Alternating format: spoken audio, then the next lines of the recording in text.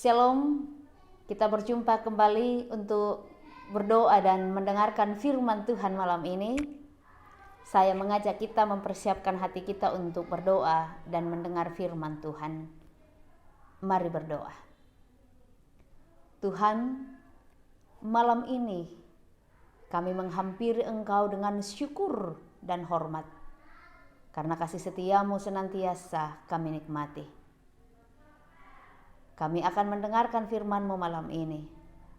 Roh Kudus tuntun dan sertai kami. Dalam kasih-Mu Tuhan kami siap mendengar. Di dalam nama Tuhan Yesus kami berdoa. Amin. Malam ini kita akan bersama-sama membaca dan merenungkan firman Tuhan dari kitab Kejadian pasal 41 ayat 50. Firman Tuhan mengatakan, sebelum datang tahun kelaparan itu, lahirlah bagi Yusuf 2 orang anak laki-laki yang dilahirkan oleh Asnat, anak Potifera, imam Dion. Amin.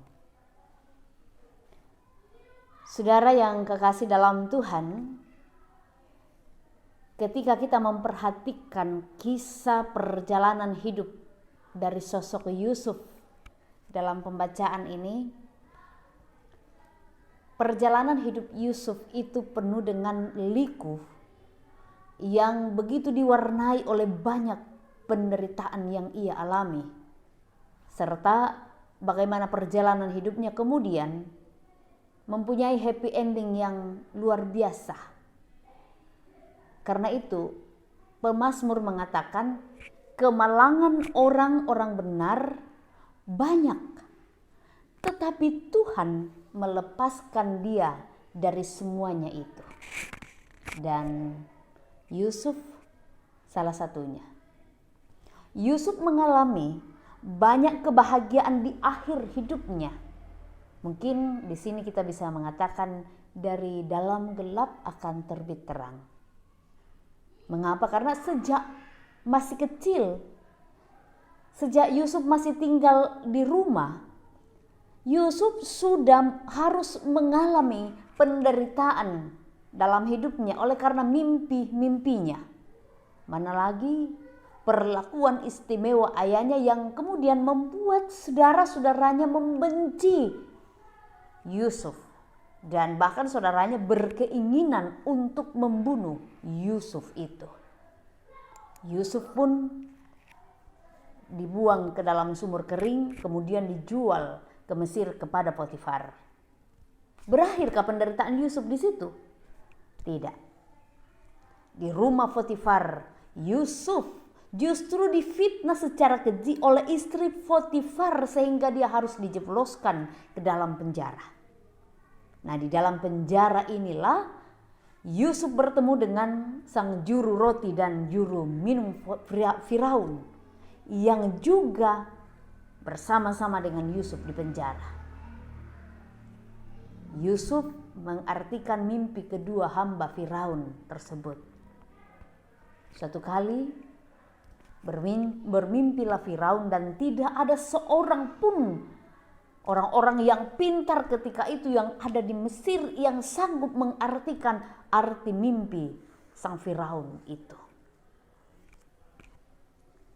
Atas informasi dari juru minum, maka sampailah Yusuf ke istana Firaun.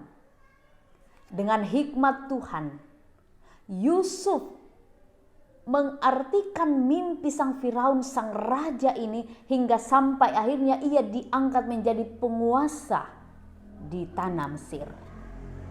Saudara, kasih dan kemurahan Tuhan tidak berhenti sampai di situ. Saat berada di Mesir, rupanya lahirlah 2 anak laki-laki bagi Yusuf. Yusuf memberi nama Manasye kepada yang pertama atau kepada yang si sulung. Mengapa dia diberi nama Manasye? Sebab menurut Yusuf, Allah telah membuat aku lupa sama sekali kepada kesukaranku dan kepada rumah bapakku. Itu alasan Yusuf. Dan juga kepada anaknya yang kedua, Yusuf memberi nama Efraim.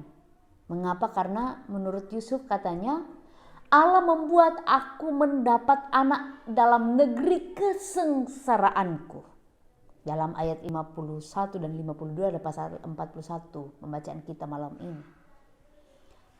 Nah, kebaikan dan kemurahan yang diterima Yusuf dari Tuhan rupanya membuat Yusuf lupa atas segala kesukaran dan kesengsaraan di masa yang lalu atau di masa lampau. Yusuf mengalami begitu banyak berkat Tuhan dalam hidupnya, dalam keluarganya. Mimpi yang dialami oleh Yusuf benar-benar menjadi sebuah kenyataan. Itu adalah upah ketekunan, upah kesabaran dan ketaatan Yusuf kepada Tuhan. Dan disinilah kita bisa belajar bersama, kita bisa merenung bersama bahwa ternyata seberat apapun keadaan yang kita alami, kita tetaplah kuat dan belajar untuk selalu taat. Seberat apapun pergumulan yang kita alami sekarang ini karena pandemi COVID-19 yang membawa banyak dampak dalam kehidupan kita. Di sini kita belajar untuk tetap kuat dan selalu taat kepada Tuhan. Karena kita yakin dan percaya bahwa Ia membuat segala sesuatu indah pada waktunya. Amin.